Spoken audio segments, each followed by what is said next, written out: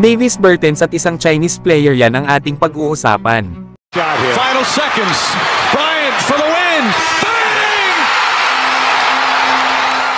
8-year veteran na si Davis Bertans ay na-invite ng Golden State Warriors para mag-workout sa kanila. Pero ayon naman sa agent ni Davis Bertans ay naghahanda na nga daw ang kanyang alaga na mapasama sa Golden State Warriors next season. Pero kailangan pa nga nito mga idol na makakuha ng spot sa training camp.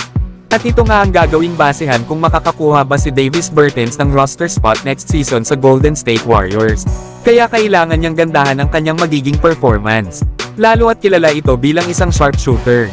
At huli nga itong naglaro last season ay sa kupunan ng OKC Thunder bago ito na-trade sa Charlotte Hornets, na kung saan ay nag-average ito ng 6 points at 1 rebound per game. Pero meron naman itong 38% shooting sa 3-point area. Ang maganda pa dito kay Davis Bertans ay nasa 45 NBA playoff games na ang kanyang nalaro kasama na ang mga kupunan nito sa San Antonio Spurs, Dallas Mavericks at Washington Wizards. Kaya sanay na ito pagdating ng playoffs.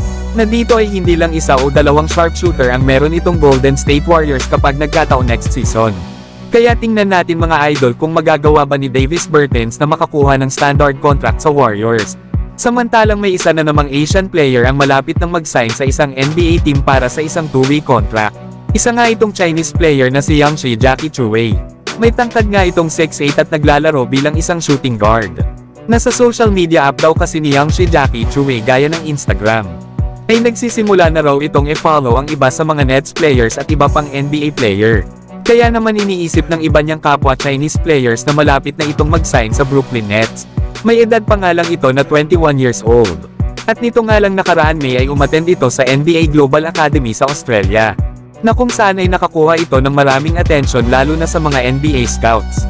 Naging undrafted nga rin pala ito mga idol sa nakaraang NBA draft.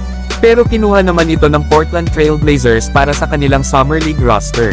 Pero bago yan mga idol ay nag-skip nga muna ito sa chance na maglaro sa college. Mas pinili nga ni Yangshi Jackie Chuwei na maglaro sa Chinese Basketball Association. 2 seasons nga ito dito naglaro sa kupunan ng Guangzhou Long Lions, na kung saan ay nag-average ito ng 15 points per game. Isa pa naman itong solid na defender, higit sa lahat ay isa rin itong sharpshooter. Kaya hindi malabo na mabigyan talaga ito ng Brooklyn Nets ng standard contract. Alam naman natin na ang bansa ng China ay isa sa mga maraming NBA fans.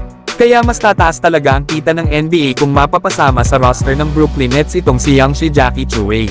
Pero kayo mga idol, ano ang masasabi nyo dito?